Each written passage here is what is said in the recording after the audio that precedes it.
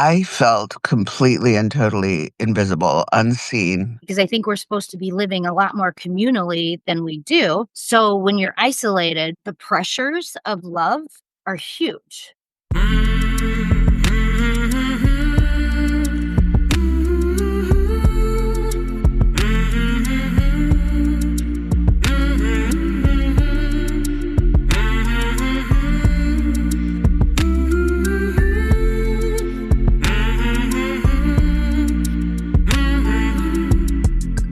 Hey there, my name is Sean, and this is Suicide Noted. On this podcast, I talk with suicide attempt survivors so that we can hear their stories. Every year around the world, millions of people try to take their own lives, and we almost never talk about it. We certainly don't talk about it enough, and when we do talk about it, many of us are just not good at it. So one of my goals with this podcast is to have more conversations, and hopefully better conversations with attempt survivors, in large part to help more people in more places feel a little less shitty and a little less alone. Now, if you are a suicide attempt survivor and you'd like to talk, I'd love to talk with you. Please shoot me an email, hello@suicidenoted.com. And you can check the show notes if you want to learn more about this podcast, including our membership, the Noted Network podcast training, and all kinds of other things. Finally, we are talking about suicide on this podcast. My guests and I don't typically hold back, so please take that into account before you listen or as you listen. But I do hope you listen because there is so much to learn.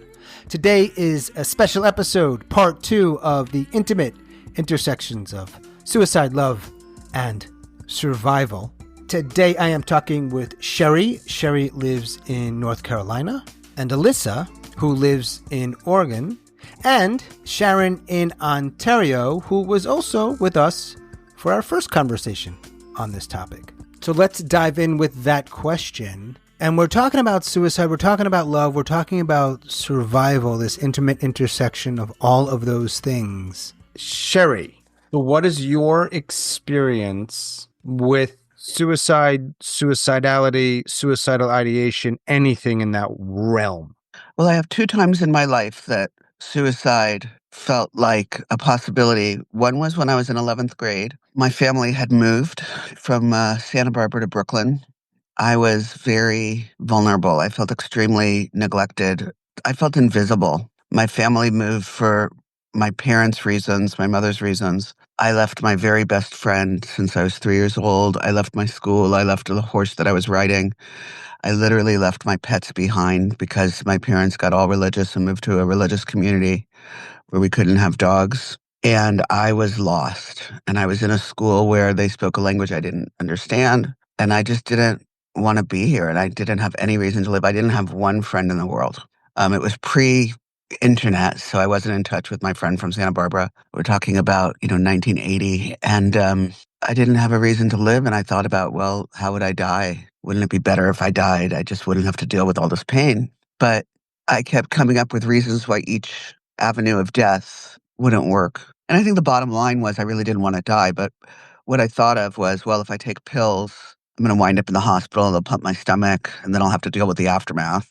If I drive, off a cliff, my family will lose the car, which granted was an old car, but I felt like that wasn't kind to my family to destroy the car. And then the way that I thought I would really do it was in the bathtub with razors. But then I pictured, if I flail or whatever, and the bathtub was like black and white grout, black and white like tiles on the floor. And I thought, what if they can't get the blood out of the tiles? That would be permanent damage.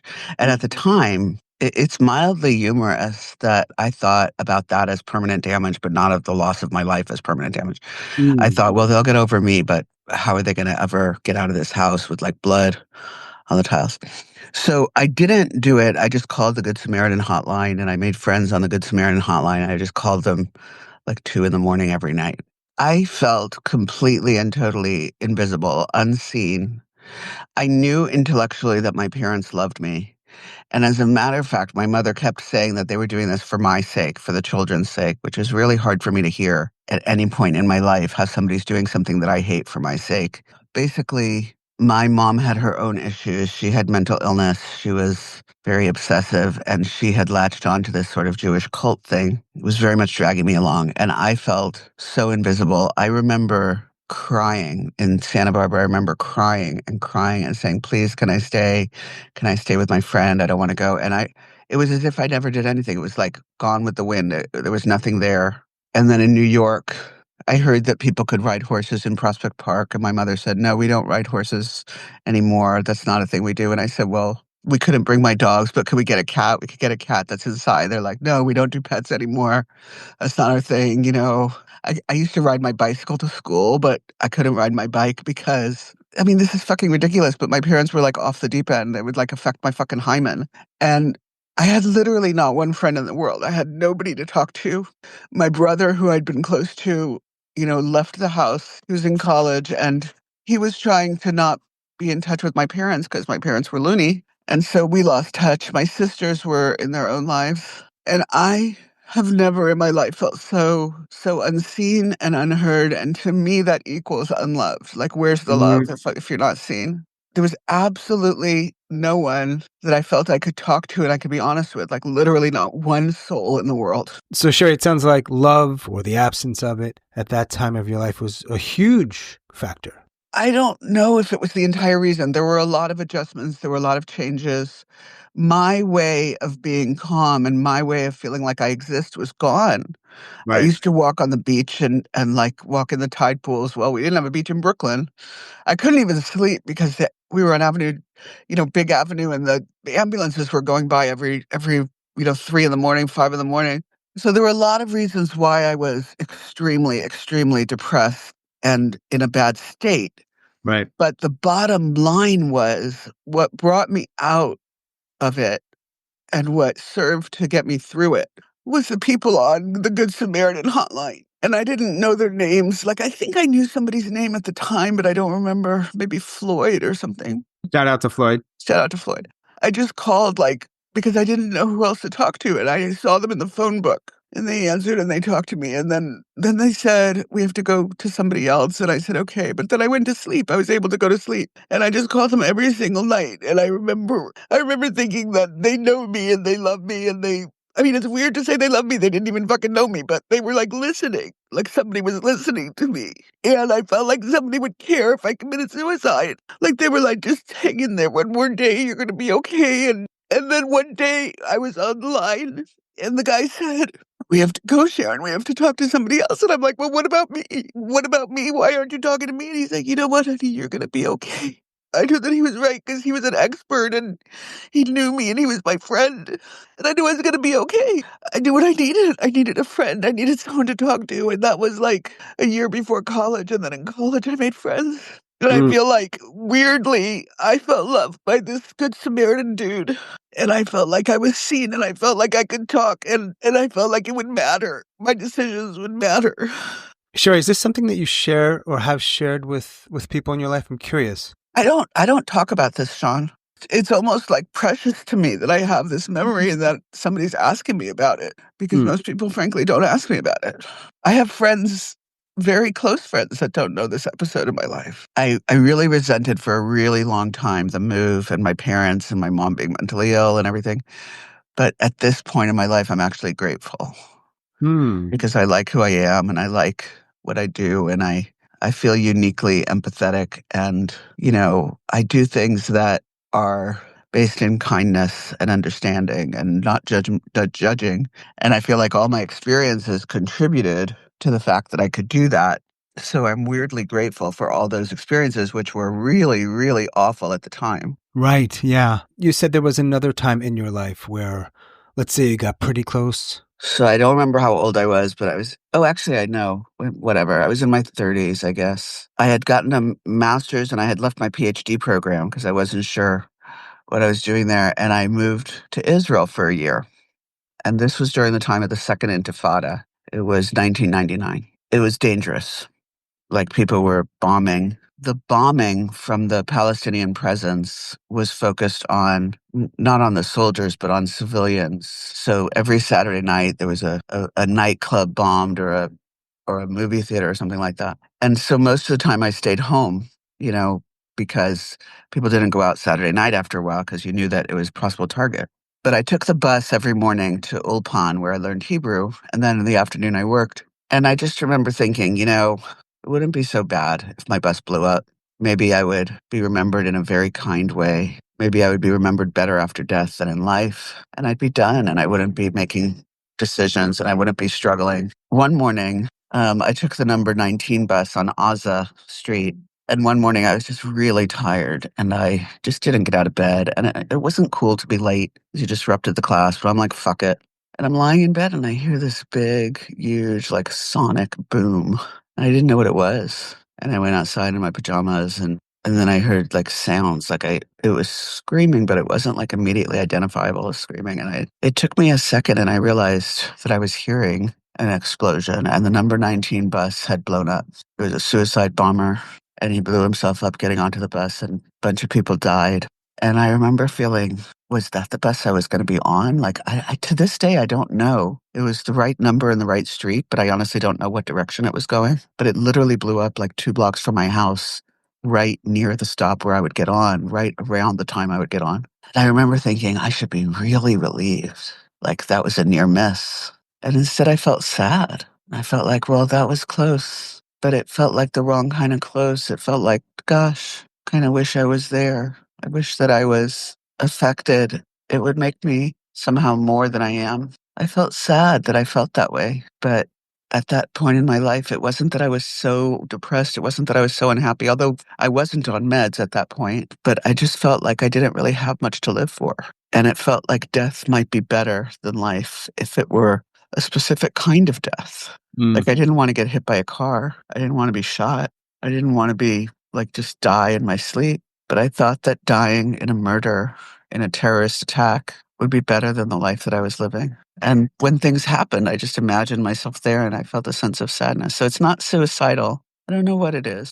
So that original question, right? How has or how did love or the absence of it play a part in your suicide attempt or suicidality?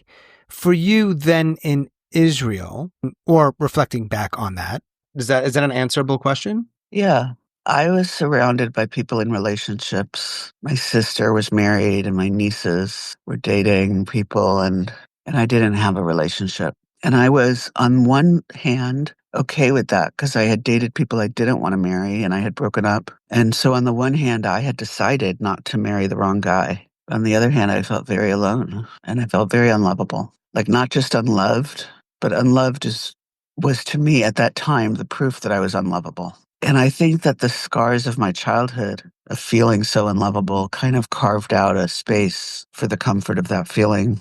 But I remember thinking, if something happens to me, like, people are going to cry. They're going to really, really cry for a week. And then they'll get on with their lives. And there's nobody in the world that my loss will change their life. And that felt like a game changer. It felt like if there had been somebody in the world who would have lost their wife, lost their mother, that would have been different. But I wasn't anybody's person. And in that time, that made me feel like I didn't matter. And today, how does love help you survive? Yeah, it's so interesting. I mean, I wish I had a person, I do. But I have a community of people who really care about me. If I were gone, I have people in my life that would name their children after me, like my nieces, my nephews. I have people who would be very, very affected. I have people in my life who love me. The work that I do, I teach in a prison, and I teach people who really are not held in high esteem by others, and I hold them in high esteem, and they feel that. I think I'm going to be remembered no matter when I die, and I think I'm valued. And I know this isn't necessarily healthy, but when I feel like other people value me, I feel valuable. And because I feel loved, I feel lovable. I feel like I want to be here. I want to see people's successes. I want to be a light in whatever way I can. It's kind of a dark world right now. And I feel like if everybody is just the little light that they can be, this little light that shines, right? And I want to be a light. And also, I have a lot of nieces and nephews, and I don't want to be an example of someone who hates their life. I want to be an example of someone who values life. Because the thought of somebody saying, well, Aunt Sharon did that, must be okay, like, that is horrific to me. I want to be okay. And if I wind up dying, which I will one day, I want to do everything I can not to.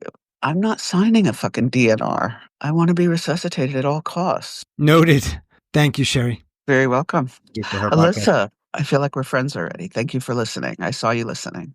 And And Sharon, you, I'm sure you were listening too, but I just didn't see Sharon? you. I am absolutely listening, and you said so many things that really resonated with me. It's blowing my mind. Let us introduce Alisa in Oregon by way of South Dakota.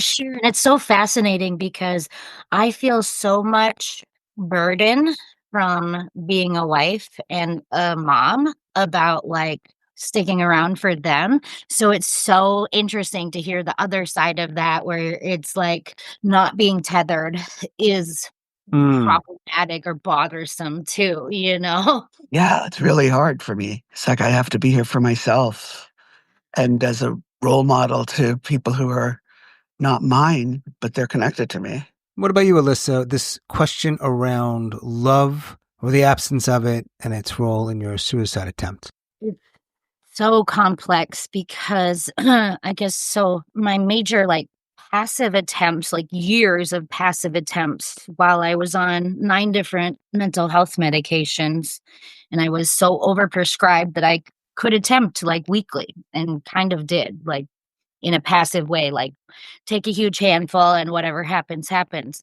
In large part, my suicidal thoughts were because of all of the pressure from the people that I love and that love me to be a certain person and show up in a certain way as a wife, a mom, and a daughter.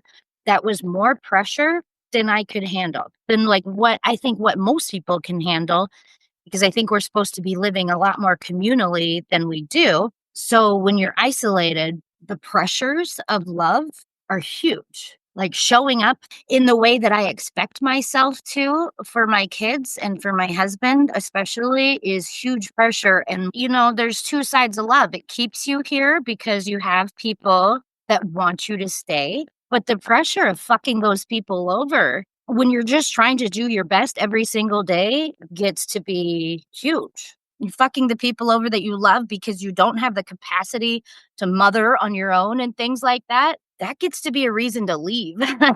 Yeah, the constantly feeling like I was failing as a mother, for sure.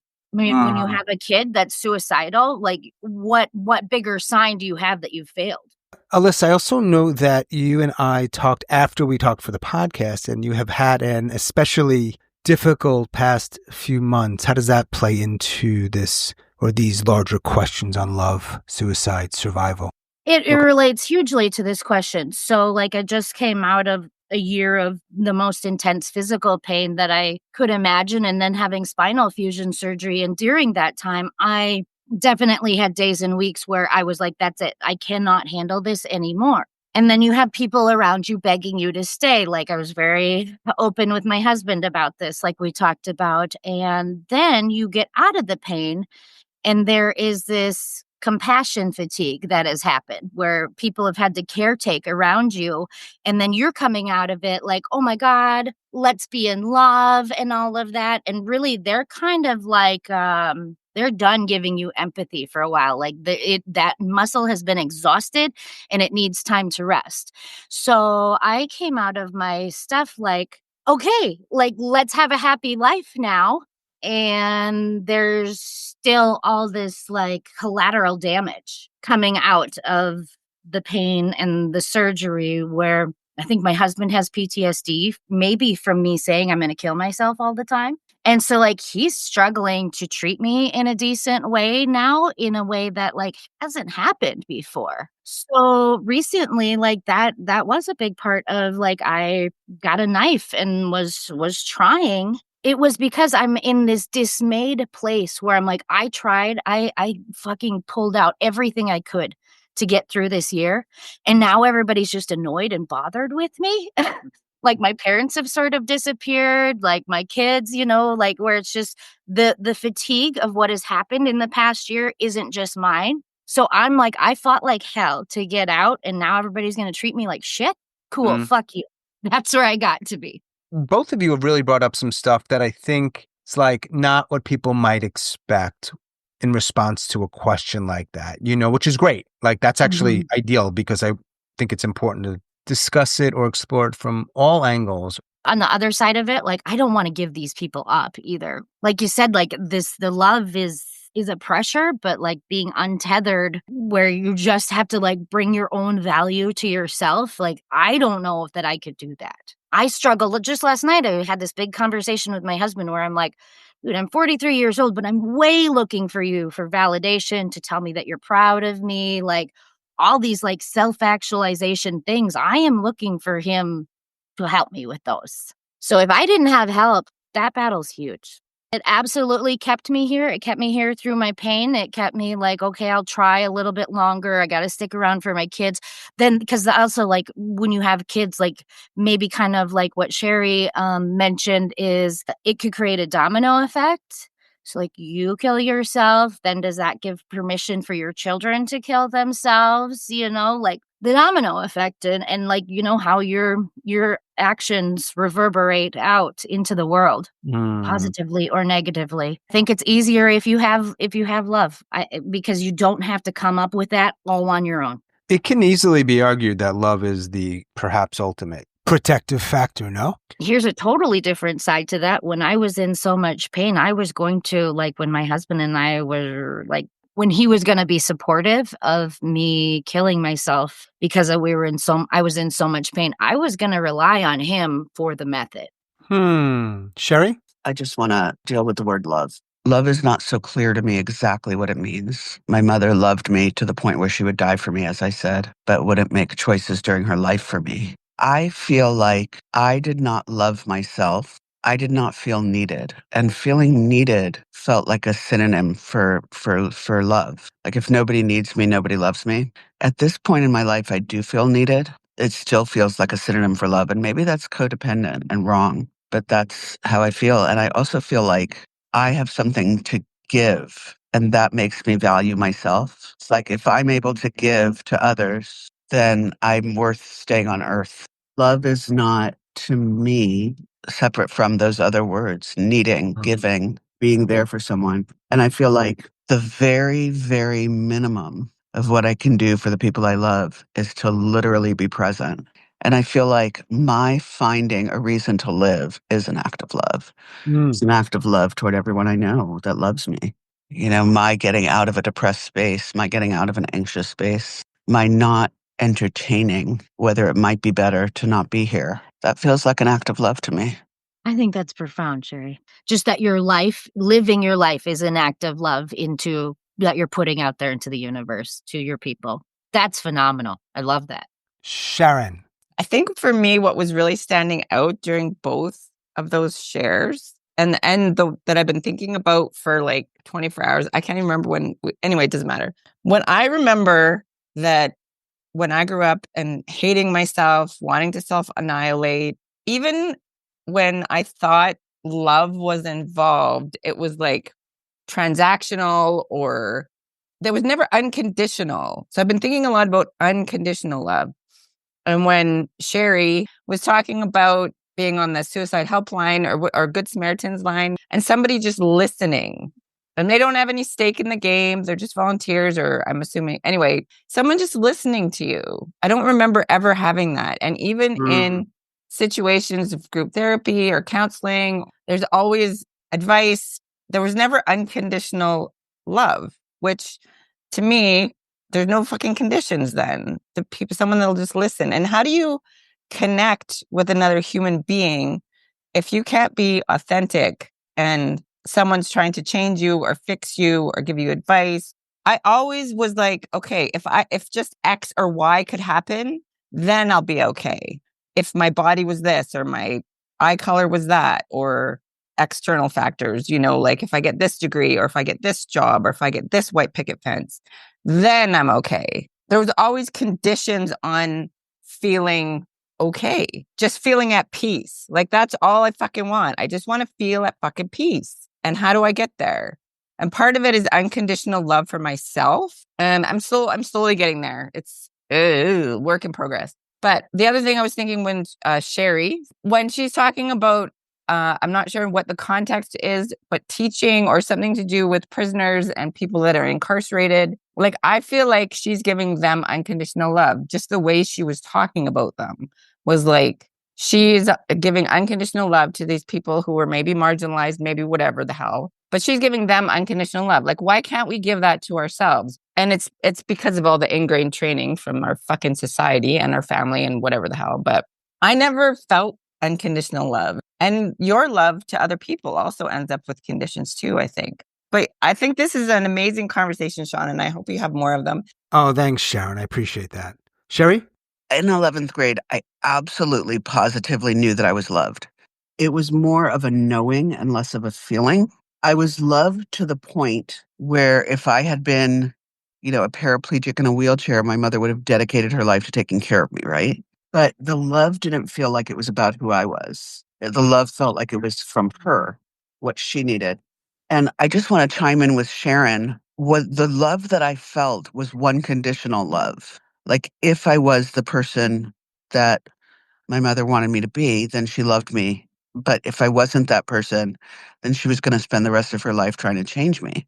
And I remember as an adult, once I was past this episode, I remember saying to her, I'm happy. I have friends. I have a community. Aren't you happy for me? And she said, no. She said, if you were on drugs, you'd be happy.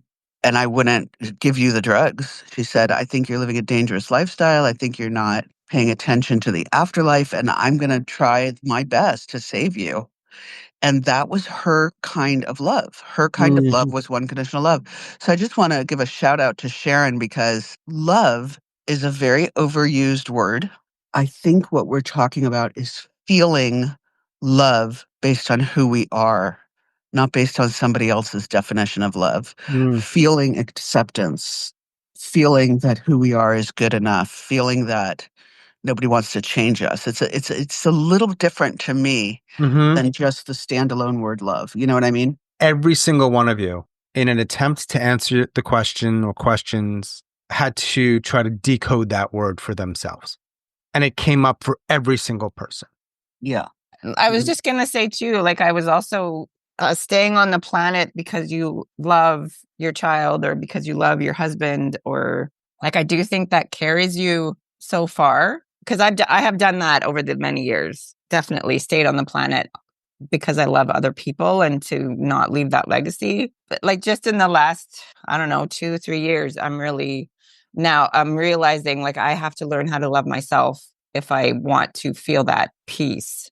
Going like completely like medication free. Not that that's, I'm not, everybody do you, not saying to go medication free, but it's like even our establishment is take this pill and then you're going to be okay. Doing like raw dogging life and getting to know like myself, like works and all has just, I mean, it's been an up and down thing, but yeah, and this platform helps with that. Listening to the podcasts helps with that. Because we're all unique, but we're all the same. It's almost like the gift of desperation. It's like, I know I'm going to check out if I don't change something. And the very last thing that I have left to change is myself. But I'm not changing anything. What I'm changing, I guess, is all of the skins that I wear and the masks that I wear and the fake identities that I put on to make other people feel better. But honestly, more people connect with me. I have more people connecting with me now that I'm just like, say whatever the fuck happens in my brain and not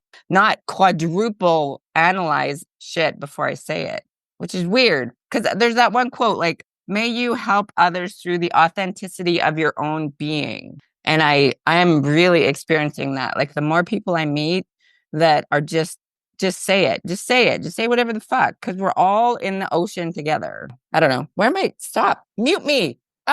You're too funny, Sharon. Alisa? I just think one other thing is, maybe I brought it up too, but love as like when you're hurting the people that you love and how big of a problem that can be, where not only like other people's hurts ruminate inside of you, but the way you hurt other people ruminates. And like for me, having kids and everything that I've done wrong, like I have a tight inventory of that going on in my brain constantly, how much I have done wrong to the people that I love.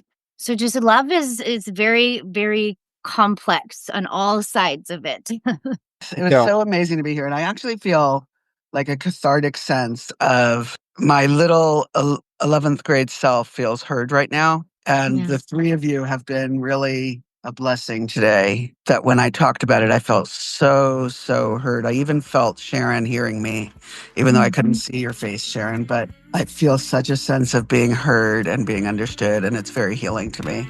And thank you for sharing. I'm very honored with your honesty. And Sean, thank you for providing a forum. Thank you, Sheri and Alisa and Sharon, for sharing your ideas, your thoughts, your experiences with respect to love and suicide and survival. If you are a suicide attempt survivor and you'd like to talk, please reach out. I would love to hear from you. Our email is hello@suicidenoted.com. You can check the show notes to learn more about this podcast, including our membership, the Noted Network podcast training, and all kinds of other stuff. So check that out if you are curious. And that is all for episode number 258. Stay strong. Do the best you can. I'll talk to you soon.